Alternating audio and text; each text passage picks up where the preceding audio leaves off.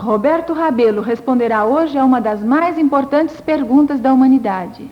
Por que tantas religiões?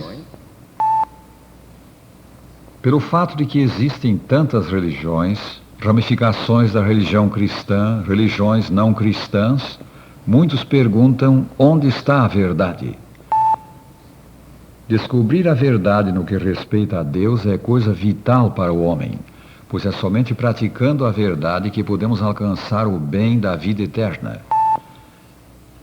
Muitos são como este jovem, seguem uma religião de olhos vendados, sem saber por que fazem as coisas que fazem, sem saber qual o seu destino.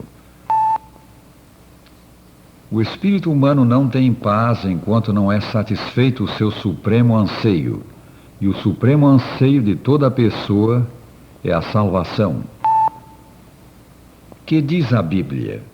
O Senhor Jesus Cristo ensinou que devemos examinar o Santo Livro. As Escrituras são revelação de Deus e segura fonte da verdade. Necessitamos estudar as Escrituras para conhecer a verdade. E necessitamos praticar os seus ensinos. Nada vale dizermos que cremos em Cristo se não fazemos a sua vontade. São dele as palavras: nem todo o que me diz Senhor, Senhor entrará no reino dos céus, mas aquele que faz a vontade de meu Pai que está nos céus. São Mateus 7, 21. Vamos estudar agora alguns característicos da verdadeira igreja. Crer em Cristo, amá-lo e obedecer-lhe é um dos característicos da verdadeira igreja. A aceitação das Escrituras, tanto do Velho quanto do Novo Testamento, como dadas por inspiração de Deus, contendo a revelação da sua vontade aos homens e como sendo a única regra infalível de fé e prática, eis outro característico da verdadeira igreja. Toda a Escritura, escreveu São Paulo, é inspirada por Deus e útil para o ensino, para a repreensão, para a correção, para a educação na justiça, a fim de que o homem de Deus seja perfeito e perfeitamente habilitado para toda a boa obra. 2 Timóteo 3, 16 e 17. A verdadeira igreja dá condições a seus membros para examinarem a Bíblia Sagrada e assim conhecerem a vontade de Deus.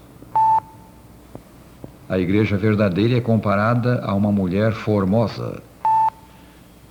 No livro de Apocalipse, a igreja é apresentada sob o símbolo de uma mulher vestida do sol, com a lua debaixo dos pés e uma coroa de 12 estrelas sobre a cabeça. A igreja é também chamada coluna e baluarte da verdade. São do apóstolo São Paulo também as palavras: para que, se eu tardar, fique ciente de como se deve proceder na casa de Deus, que é a igreja do Deus vivo, coluna e baluarte da verdade. 1 Timóteo 3,15. Deus tem na sua igreja os autênticos representantes da verdade para esse tempo, que estão proclamando a última mensagem de advertência à humanidade e fazendo o último convite para a salvação. Tendo em vista capacitar-nos para fazer uma identificação segura, Jesus adverte: pelos seus frutos os conhecereis. São Mateus 7,16. No reino espiritual acontece o mesmo que no reino vegetal. Assim como a árvore é conhecida pelos frutos que dá, também a igreja verdadeira é identificada por aquilo que são os seus membros e pelos frutos que eles dão, isto é, pelas obras que praticam. Dos membros da Igreja de Cristo na terra, a Escritura diz: aqui está a perseverança dos santos, os que guardam os mandamentos de Deus e a fé de Jesus. Apocalipse 14, versículo 12.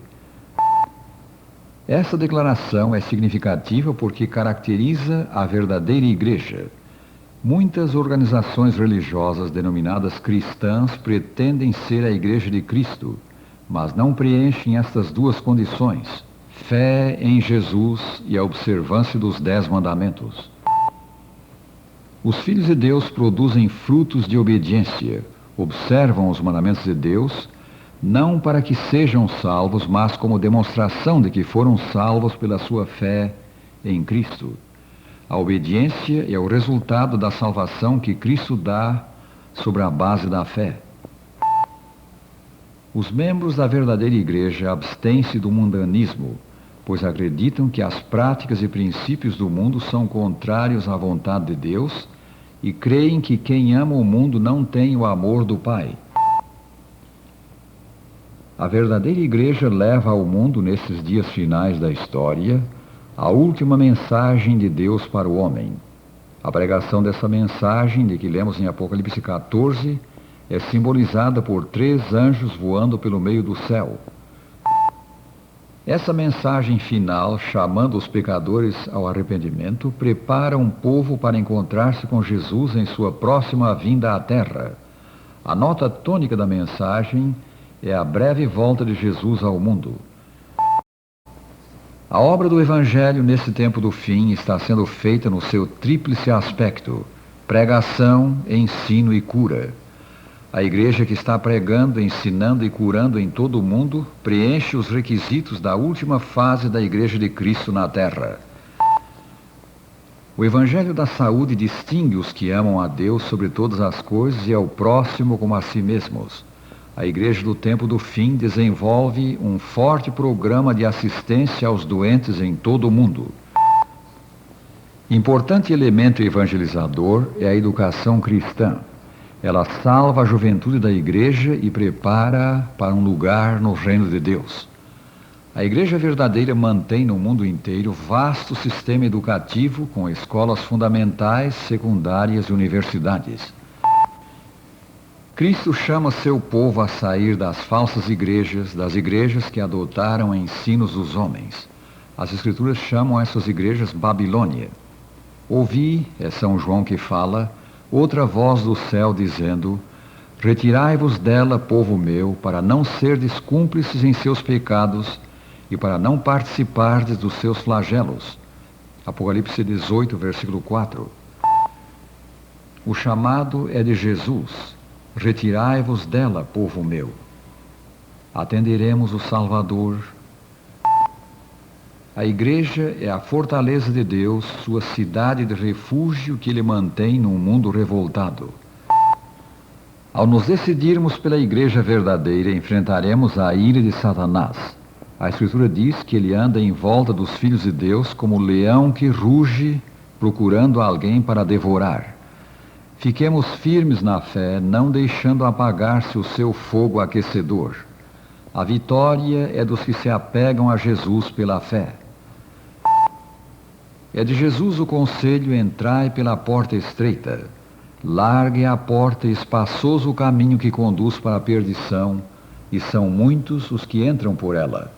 Porque estreita é a porta e apertado o caminho que conduz para a vida, e são poucos os que acertam com ela. São Mateus 7, 13 e 14. Amigos, Jesus está perante cada um de nós e diz, manso e suavemente: estou à porta e bato. Se alguém ouvir a minha voz e abrir a porta, entrarei em sua casa e cearei com ele e ele comigo. Apocalipse 3, versículo 20. Aos que recebem Jesus no coração, ele dá forças para alcançarem a vitória. O Salvador Jesus Cristo é a pedra de esquina da igreja, o seu principal fundamento. Se estamos firmados nele, estamos seguros. Prezado amigo, decide agora receber Jesus. Coloca-te do seu lado para fazer toda a sua vontade.